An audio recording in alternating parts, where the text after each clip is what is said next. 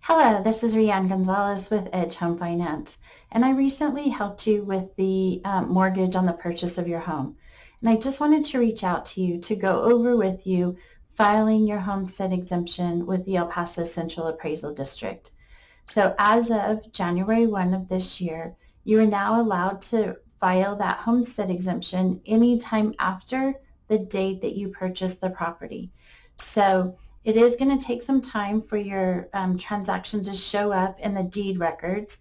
You might wait a couple of weeks. Plus, you need to make sure that your driver's license shows the new address in order to file your homestead exemption with the Central Appraisal District. So I'm going to walk you through right now how to file your homestead exemption online. I'll also show you how to print out the form and take it in person if you choose to, down to Central Appraisal to file it that way. So here we go. We'll get started now. There's a couple of things that we need to do before we start filing our homestead exemption.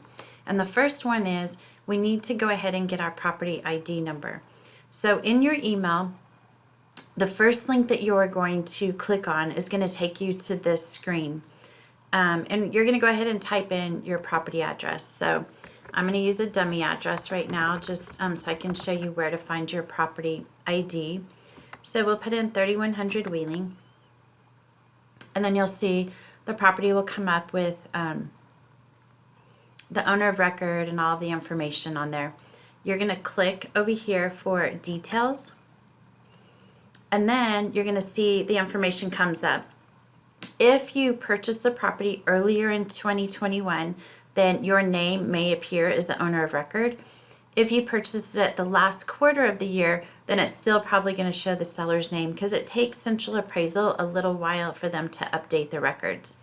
So right here, you're going to want to take this property ID number and write it down because we're going to need it when we start to file our homestead exemption. So once you write that down, then you're going to go over to the next link that I've given you, and that link is going to take you to this screen. And here you're going to see you have the option of filing your homestead exemption. You can file online, which is what we're showing you how to do today, or you can download the form and take it to Central Appraisal, fill it out, and then drop it off at Central Appraisal with a copy of your driver's license. If you decide to download the form and take it to Central Appraisal, I highly recommend that you take it in person. Do not mail it as things get lost in the mail. And I've had clients in the past that have mailed it and Central Appraisal said they never received it. So either file it online or take it in person and have confirmation that they received it and they acknowledge the receipt of it. So we're going to go ahead and file online so I can show you what to do here.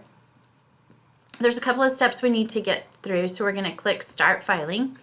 And then here, Central Appraisal tells you you're going to need your driver's license or ID. Now, the driver's license must correspond or show the property address that we're asking for the exemption on. If you are military and you have chosen not to change your home of record to Texas and change it to this property address, you can still file a homestead exemption. You'll have to fill out the military exemption requirements, and they will require that you provide a copy of your military ID and your utility bill, as you can see right here, showing the property address that you're wanting the exemption on, which is the property that we did a loan on. So you're going to need to upload these items. So you're going to want to save them on your computer, either in PDF, JPEG, PNG, GIF, or TIFF, and that's how you can, they'll accept it in those formats. They're asking you, please do not submit multiple applications, only do one at a time. If you're a disabled vet, then there's other forms you're going to fill out to receive your disability on your veteran status. We're going to come down here and click Next. And then you can go check your current exemptions. If you purchased the house in 2021, I'm not going to recommend that you go check these exemptions because those are going to be the exemptions from the previous seller. We've got to start new exemptions for you as the new owner, because the previous owner's exemptions will not carry over. If you do not file this exemption form, then you will have no exemptions and your tax bill will increase. We're going to click next. And then we're going to come over here and we're going to start completing these items. So the tax year that you're eligible for is 2022. The PID number, the property ID number that I had you write down, you're going to go ahead and fill it in right here in this blank. And then you're going to go through and just start answering some questions. So do you live in the property for which you are seeking this residence? You're going to say yes. And then under general residence homestead exemption, you're going to click here. Now, if you're disabled or if you're over 65 or any of these apply to you, surviving spouse, you're going to mark whichever ones apply to you. Over 65, your driver's license will need to obviously show that you're over 65. You're not eligible for that until the day after you turn 65. So if you're going to turn 65 in 2022, you'll have to file that after your birthday. You can do your homestead exemption now and then do your over 65 later. And then here, does the address on your ID match the property address? You're going to say yes, unless you're military. And then this is where you're going to browse the file. So you're going to click here. It's going to take you to your computer where you can pick where you saved the picture of your driver's license. Do you have an exclusive right to occupy this property because you own stock in a cooperative housing corporation? 99.99% of y'all are going to say no. Were you receiving a homestead exemption on your previous residence? If you had a homestead exemption on a previous residence in El Paso County, then you're going to go ahead and mark yes. Otherwise, you're going to mark no. Are you transferring an exemption from a previous residence? If you owned another property in El Paso County that was maybe over 65, had exemptions, then you're going to mark yes. Otherwise, we're going to mark no. And are you transferring a tax limitation? You're going to mark it no. I don't think any of my clients have that happening. If more than 2 owners, information for additional property owners in section 5. So you're going to put who owns the property. You're either single adult, married couple, or other. Then you're going to go ahead and so let's just say it's married couple. We're going to click that. And then we're going to come down here. It's going to ask for the name of the first primary of the property owner, your birth date, and your driver's license number, personal ID, or social security number. Then we're going to scroll down. They want your phone number and your email address, and then the percent of ownership interest. So if you're married, you're going to put 50-50. If you're single, you're going to put 100% owner. If you're unmarried but purchased with somebody else, it's still going to be 50-50 because you would have marked this up here as other individual who owns with others. So you'll still fill it out kind of as if you're a married couple with 2 owners, same information that you'll end up filling out. And then if your mailing address is different than the homestead physical address, you'll put it in here. Some people use a P.O. box, so this is where you would put the P.O. box if you used a P.O. box. Here is where you're going to enter the date that we closed on the loan and then the date that you began occupying this property as your principal residence. Here you're going to put your house number, your street name, your city, your county, which is El Paso. It's already filled in. Zip code. Legal description. You don't need to put that, and that's kind of a lengthy item to put, and they don't need that. They can look it up. Is the applicant identified on deed or other recording instrument?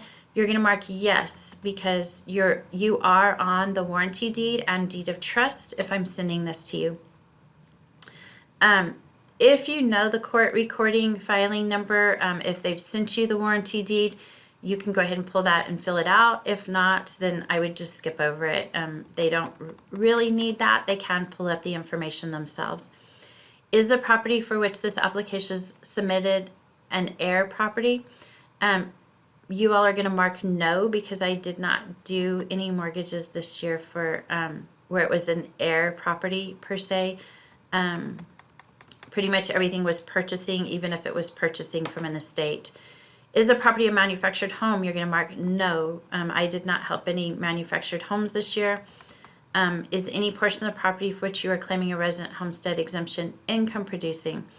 So all of my clients are going to mark no, because I did not help anybody with like a farm and ranch type loan or anything like that, where they're actually like a pecan farm and they're earning income off of that. That would mean then you would have like an agricultural exemption or something like that. If you were to have something like that, then you would put in the acreage and all of that. But I don't believe I have anybody this year that was income producing. You're going to provide any additional information here and upload any additional information. So if you're filing for some type of a disability, or you're military and you're don't have your driver's license matching the address, you're going to upload any of that supporting documentation. So that'll be a utility bill, or or anything that supports your disability. If you're receiving disability, the letter from Social Security saying your percentage, or from VA showing the percentage of disability you're receiving. If you own other properties in Texas, they want you to please list the counties of the properties that you own other properties in, because in the state of Texas, you can only have one homestead. So that's why they're asking that from you. Then you're going to come down here and you're going to fill in your name as the property owner, and do an e-sign here, and then put in your date that you're e-signing it and submit. I would recommend that you go ahead and do a preview of the PDF and save a copy of that PDF just for your own documentation, and then hit submit.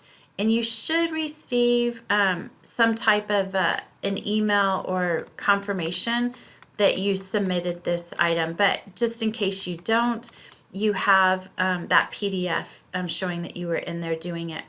And then if you scroll down, it'll give you more general instructions about application deadlines. And then as it goes down, there's just more information kind of addressing the different items in there. If you have questions, any of this should be able to answer the questions for you. And I think that's it as far as walking you through the screens of how to file your homestead exemption. Debbie and I hope you found this information helpful. If you have questions, please reach out to either one of us. We're happy to help. And we have a huge favor to ask.